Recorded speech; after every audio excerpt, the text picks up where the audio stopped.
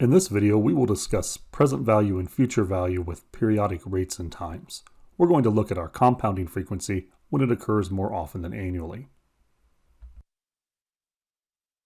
It's important to remember that our R is our rate per time period. So again, a problem may give us an interest rate per year, and we may have to convert it to a rate per time period. In some cases, we will be given a periodic interest rate, for example, per month. Our T is going to be the number of time periods. So any example or exercise that we have will make a reference to a number of years, and we may need to convert it. As is the case with our R, the T could also be the number of time periods, for example, the number of months.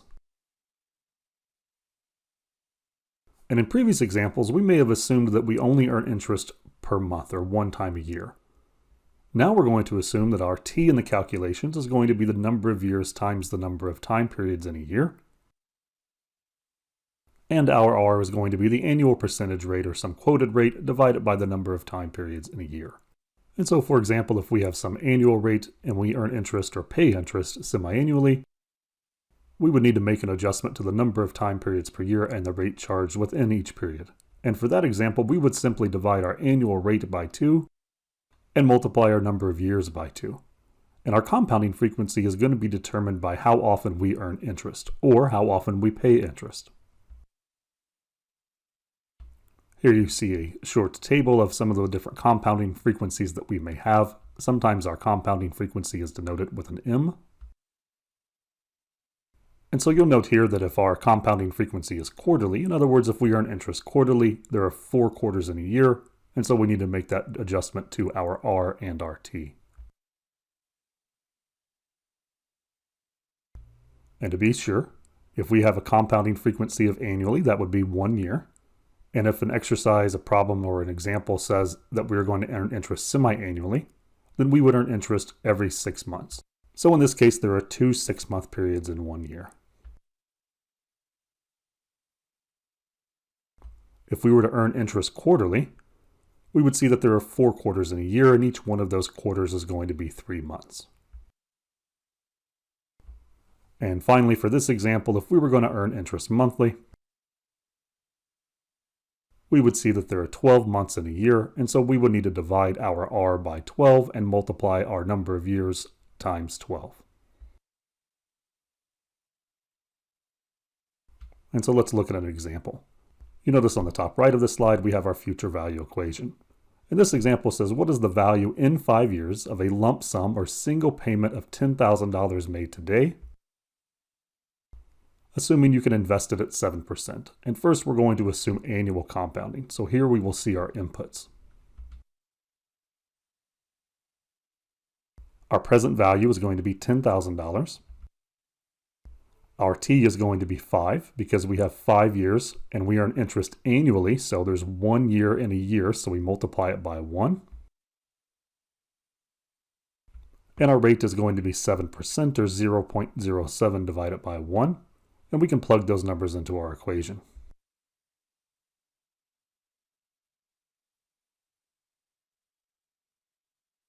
And so in this example, we see that if we invest for 5 years and earn 7% each year on a $10,000 investment made today, at the end of 5 years, it would be worth $14,025 and about 52 cents. So now we're going to assume semi-annual compounding. Again, you see our example on the top right and our inputs. And in this case, because we have semi-annual compounding, we are going to invest it for 5 years, but we earn interest 2 times a year or every 6 months. And then we also need to convert our interest rate to a semi-annual rate. So if we earn 7% per year, that means that every 6 months we're going to earn 3.5%, and we need to make that adjustment to our interest rate.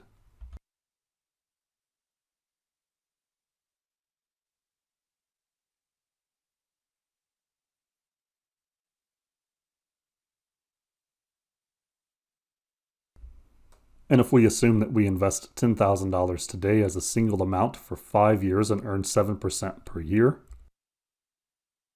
At the end of 5 years, we'll have $14,105 and about 99 cents if we earn interest on a semi-annual basis.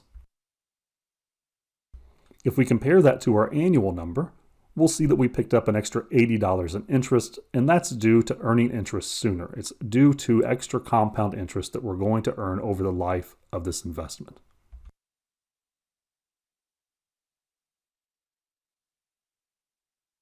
If we look at another future value example, this exercise wants to know what the future value is in 3 years of a single payment of $5,000 made today,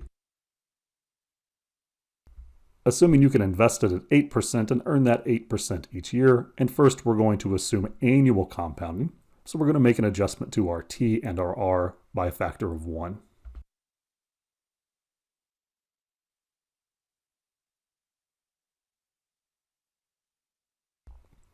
And here we see that if we invest $5,000 at 8% per year for 3 years, at the end of that time period, we'll have $6,298.56.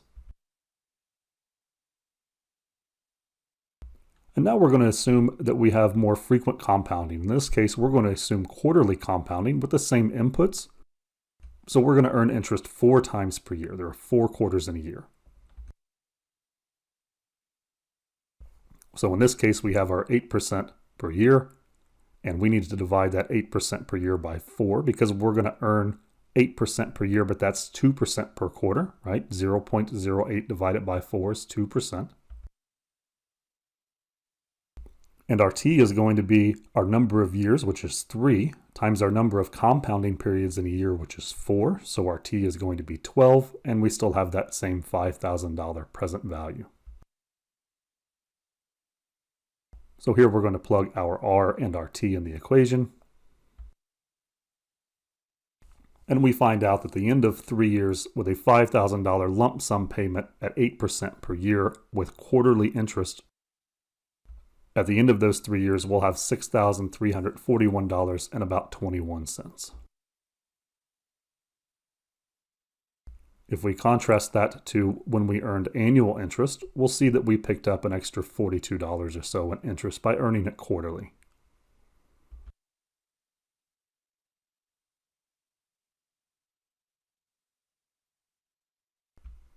The adjustments for our interest rate and our time also have to be done for present value.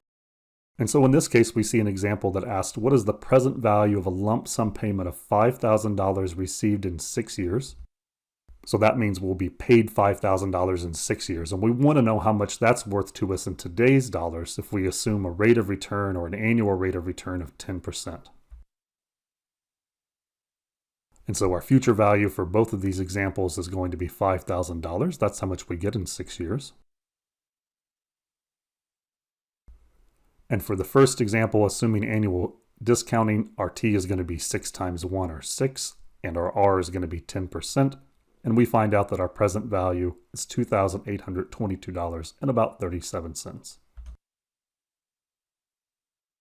That means that a $5,000 payment received in 6 years with an annual rate of 10% discounted to today's dollars would be worth $2,822 and about 37 cents to us in today's dollars. If we assume semi-annual discounting, then we have to make adjustments to our R and our T. And so in this case, we're going to make an adjustment to T by a factor of 2, or 6 times 2. And we multiply our number of years of 6 times 2 because this is semi-annual, and there are 2 semi-annual periods in a year. And our interest rate, we divide by 2, again, because there's 2 semi-annual periods in a year.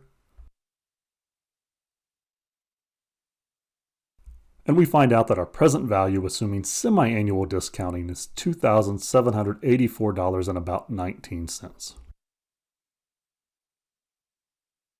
And the reason that value is less than our annual discounting, because we can invest less today, earn interest more frequently to where it will grow to the same amount as it would if it earned annual interest.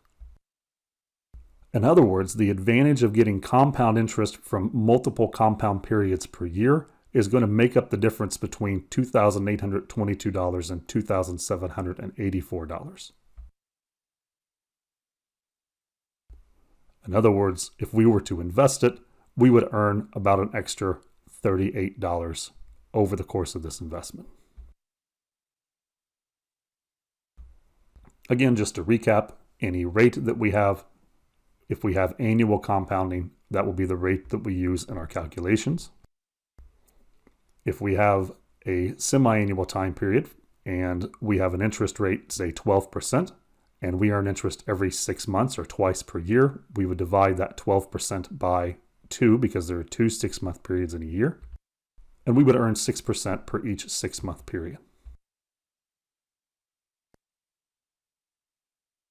And if we were to have an annual rate of 12%, but we earn interest monthly, we would assume that we would earn 1% for each month. And again, our compounding frequency is going to affect how much we earn or how much we pay in interest. A higher compounding frequency when we're earning interest is preferred because that means we earn interest more frequently. And if we happen to be paying interest on a loan, then we would prefer the compounding frequency to be lower. Of course, the bank is generally going to make that higher.